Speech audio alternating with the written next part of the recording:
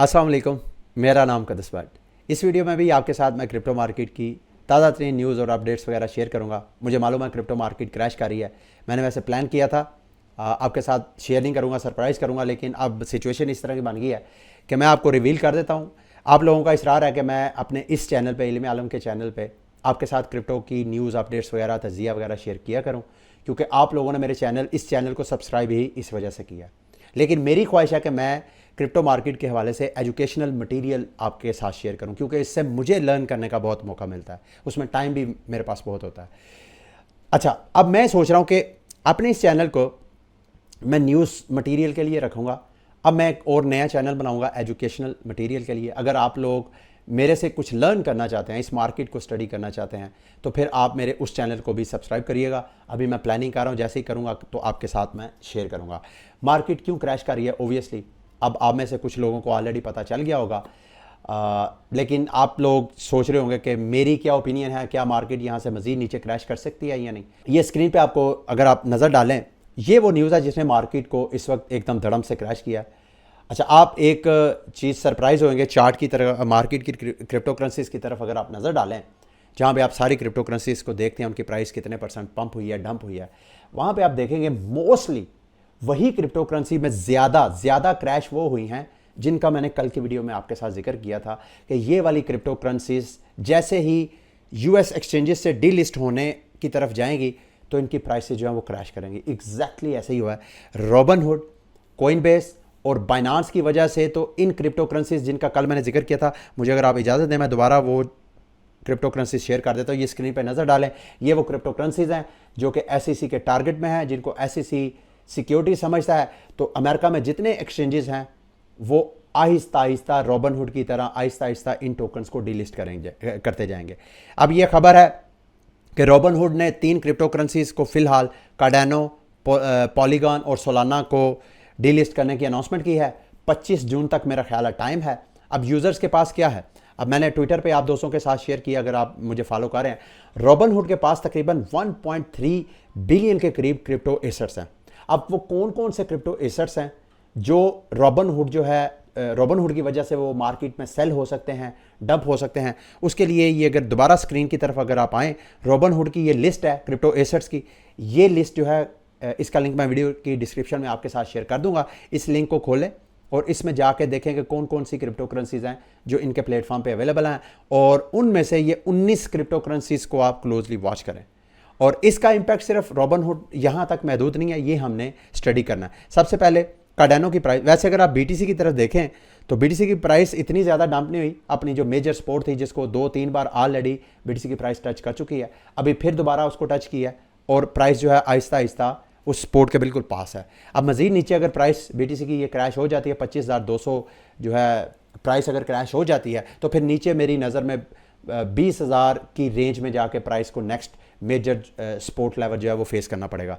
लेकिन कार्डानो का एडा टोकन ऑलरेडी मेरा ख्याल है 23 सेंट 22 सेंट को टच कर चुका है। मैटिक की प्राइस 50 सेंट के करीब मेरा ख्याल है डंप हो चुकी है, 55 सेंट। सोलाना की प्राइस भी अच्छी खासी डंप हो चुकी है, $13 के करीब। अब ये मज़ीद नीचे प्राइसेस डंप हो सकती हैं या नहीं, इसमें मैं कुछ अंदाजे हैं, कुछ मेरा तज्जिया है, वो मैं आपके साथ शेयर कर देता हूँ। मेरा मानना यह है कि रॉबिनहुड के पास ये जो 3 टोकन के डी लिस्ट करने की इस वक्त इंफॉर्मेशन सोशल मीडिया पे शेयर की जा रही है, रॉबिनहुड के पास तकरीबन 580 मिलियन के करीब ये एसेट्स है तीनों, कार्डानो, पॉलीगॉन और सोलाना। अब इनमें से अब रॉबिनहुड ने कहा जी हम इनको डी लिस्ट करने जा रहे हैं। इस डी लिस्टिंग के दौरान, इस पैनिक के दौरान मार्केट में, अब जाहिर बात है मेरे पास अगर बाइनांस में फंड्स पड़े हुए हैं, बाइनांस कहता है जी मैं डी लिस्ट करने जा रहा हूँ कोई भी टोकन, तो मेरी चॉइस है कि मैं या तो उसको मार्केट में उस टोकन को जिसको वो डी लिस्ट करने जा रहा है, या तो उसको मैं किसी और टोकन में कन्वर्ट कर लूँ, या मैं उसको अपने पर्सनल वॉलेट में विड्रॉ करवा लूँ। तो ये चीज़ें रॉबिनहुड में जो 580 मिलियन के ये जो एसेट्स पड़े हुए हैं तीनों, इनके जो यूज़र्स हैं ये उन पे डिपेंड करता है। मेरा मानना यह है कि जितना सेल प्रेशर होना था वो हो चुका है इस रॉबिनहुड की खबर की वजह से। मजीद अगर, वैसे तो ये 25 तारीख तक खबर जो है वो कंटिन्यू है, मुमकिन है कोई और डेवलपमेंट हो तो मजीद नीचे क्रैश है, लेकिन मुझे ऐसा नज़र नहीं आता अनटिल अनलेस कोई और यूएस एक्सचेंज कोई इसी तरह की खबर ना दे दे। अनटिल अनलेस कोई और रॉबिनहुड कोई और क्रिप्टो करेंसीज को डील लिस्ट कर, कोई और खबर मजीद डंप कर सकते हैं। इस खबर का जितना डंप प्रेशर, सेल प्रेशर होना था वो हो चुका है। और मेरी असेसमेंट के मुताबिक अभी ये जो सेल प्रेशर हुआ है इसमें मोस्टली जो इंस्टीट्यूशनल इन्वेस्टर्स हैं उन्होंने मार्केट में डंप किए हैं टोकन, क्योंकि इंस्टीट्यूशनल जो सरमायाकार हैं वो ज़्यादा पैनिक और ज़्यादा डरे हुए हैं। आपके सामने है पिछले साल FTX, लूना, फिर और वॉयजर कैपिटल, नंबर ऑफ जो प्रोजेक्ट्स हैं, प्रोटोकॉल्स हैं वो डंप हो गए। तो इंस्टीट्यूशनल जो सरमायाकार है वो ज़्यादा पैनिक है, जबकि मेरी असेसमेंट के मुताबिक जो रिटेलर्स हैं वो उन्होंने अपने फंड्स रॉबिनहुड से निकाल के वो पर्सनल वॉलेट में ट्रांसफ़र कर लिए हैं। अच्छा, इस सारी सूरत हाल में अगर आप BTC, और मैं आपके साथ एक और चार्ट शेयर करना चाहता हूँ LTC, proof of work based जो क्रिप्टो करेंसीज हैं, जो कि फ़िलहाल LTC और BTC SEC के टारगेट में नहीं है। तो इन दोनों में इस मार्केट, चूँकि ओवरऑल पैनिक है मार्केट में, उस वजह से LTC की प्राइस भी क्रैश कर रही है और BTC भी। मेरी अगर मेरी पर्सनल चॉइस पूछे कि ये जो दोनों टोकन हैं इनकी एक मेजर न्यूज़ अपडेट्स हैं। LTC की भी हाल्विंग की न्यूज़ है और BTC की भी हाल्विंग की न्यूज़ है। BTC की ज़रा लेट है, LTC के यूँ समझ लें कि 50-60 दिन के करीब रह गए हैं। तो ये अगर ये दोनों क्रिप्टो करेंसीज नीचे जाती हैं तो शॉर्ट टर्म प्रॉफिट टेकिंग के लिए LTC is a big opportunity. LTC फिलहाल तो अपनी इस सपोर्ट को, ये वाली सपोर्ट के बिल्कुल पास है। अगर तो प्राइस मज़ीद नीचे जाती है तो नेक्स्ट सपोर्ट जो है LTC की प्राइस है वो $65 की प्राइस है। यहाँ पर भी न्यूज़ इवेंट को जहन में रखते हुए, आई डोंट नो एग्जैक्टली, लेकिन हिस्ट्री में ऐसा ही हुआ कि LTC और BTC जब भी हाल्विंग होती है, हाल्विंग से पहले प्राइसेस पंप करती हैं। तो अगर उस हिस्ट्री अगर रिपीट करती है तो LTC की प्राइस की यहाँ पे बाइंग जो है आपको अच्छा खासा रिटर्न दे सकती है। और ये ओबियसली रिटर्न आपको उसी वक्त मिलेगा अगर मार्केट यहाँ से रिकवरी करेगी। अगर मार्केट फिर कोई और न्यूज़ आती है, पैनिक होती है, तो ये सपोर्ट जो है ब्रेक होकर नीचे आ सकती है। तो इसको आपने कंसिडर करके फिर आपने LTC में या BTC में इन्वेस्टमेंट करनी है। अच्छा, चार्ल्स हॉस्किंसन जो कार्डानो के फाउंडर हैं, उनकी एक मैं ट्वीट आपके साथ शेयर करना चाहता हूं। उन्होंने कहा XRP कम्युनिटी पीस, ये आज की खबर है, आज की इन्होंने ट्वीट किया। ये क्यों की है? क्योंकि इनका XRP कम्युनिटी के हवाले से जो स्टांस रहा है वो बड़ा नेगेटिव रहा है। ये अगर आप देखें तो 17 दिसंबर 2022 की ये इनकी ट्वीट है, जिसमें वो कह रहे हैं जी कि जो XRP की कम्युनिटी है वो बड़ी टॉक्सिक है और XRP जो है वो कोई इतना ज़्यादा, मतलब उसकी कोई टेक्निकल वैल्यू नहीं है, कोई उसकी पार्टनरशिप नहीं है। XRP को बड़ा नेगेटिव देखते थे। अब चूँकि SEC जैसे XRP उसके टारगेट पे है, इसी तरह कार्डानो भी उसके टारगेट में आ गया, तो अब ये पीस मांग रहे हैं तो ताकि कम्युनिटी को साथ मिला के थोड़ा प्रेशर बिल्ड किया जाए या एटलीस्ट अपने आप को सूद किया जाए। जबकि XRP प्राइस भी देखें LTC की तरह, XRP की प्राइस भी उतना ज़्यादा वोलेटाइल, उतना ज़्यादा क्रैश नहीं हुई जितना कि वो वाली 19 क्रिप्टो करेंसीज आपको क्रैश होती हुई नज़र आ रही हैं। ठीक है, पाकिस्तान का बजट आ गया जी, मैं वीडियो को एंड करना चाहता हूँ।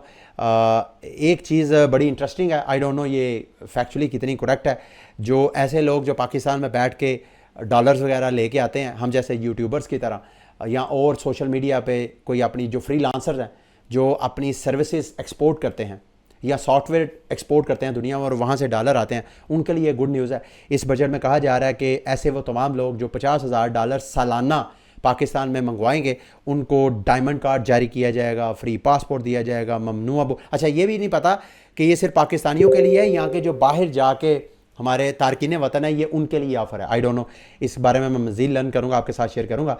अच्छा जी, ये एक और रेटिंग एजेंसी है फिंच ने कहा है कि पाकिस्तानी रुपए की जो प्राइस है अब जितना डेप्रिशिएट होना था वो हो चुका है, तो अब मोस्ट लाइकली मज़ीद पाकिस्तानी रुपए की प्राइस जो है वो डीवैल्यू नहीं होगी।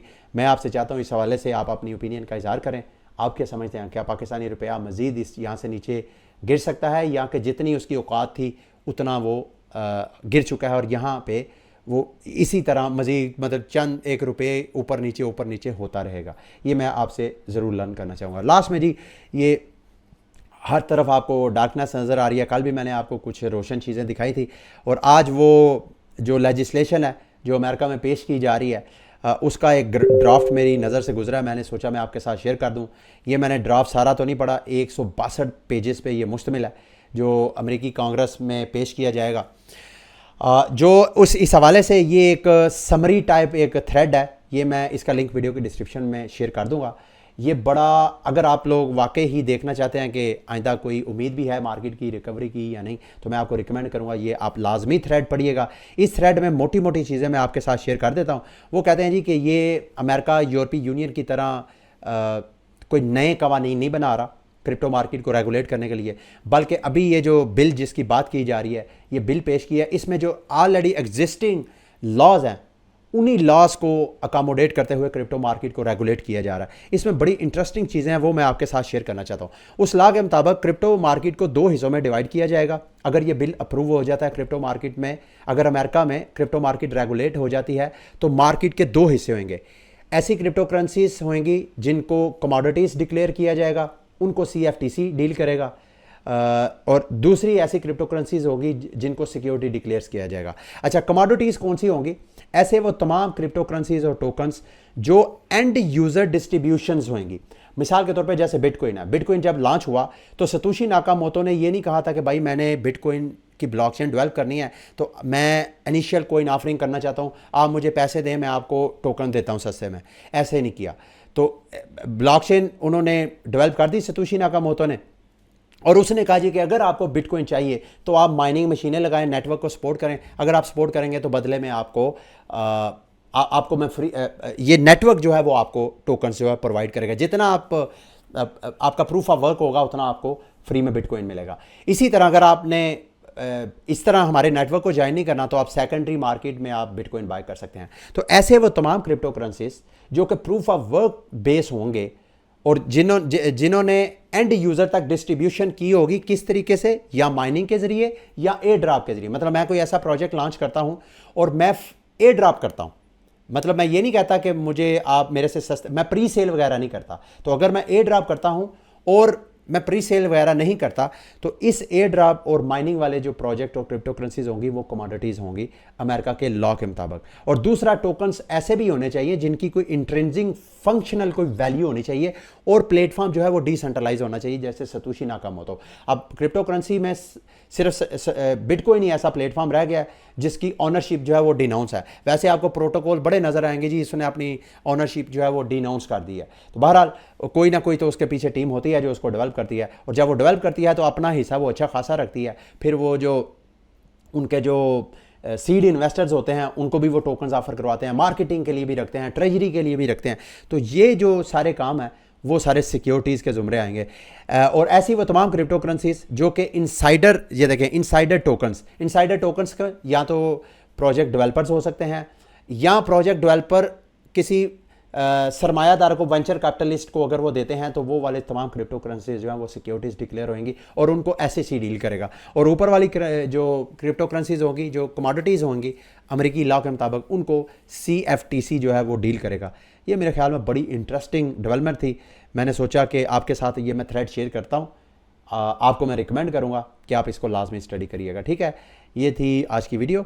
उम्मीद कर अच्छा, ये हमारे एक यूट्यूबर भाई हैं अजय, इंडियन यूट्यूबर हैं, इनकी एक ट्वीट मैं आपके साथ शेयर करना चाहता हूँ। ये कहते हैं जी कि 200 मिलियन डॉलर की BNB की लिक्विडेशन जो है वो बिल्कुल करीब है। अगर वो लिक्विडेट हो जाती है तो जो कि प्राइस बनती है मोस्ट लेवल्स, हाँ, $220 से लेके $180 अगर BNB की प्राइस जाती है तो ये 200 मिलियन की लिक्विडेशन होगी, और ये भी अच्छा खासा BNB की प्राइस के ऊपर प्रेशर होगा ओवरऑल। ठीक है, ये थी आज की वीडियो। उम्मीद करता हूँ कि आज की वीडियो भी आपके लिए इन्फॉर्मेटिव रही होगी। अगली वीडियो तक के लिए मुझे इजाज़त दें। अल्लाह हाफिज़।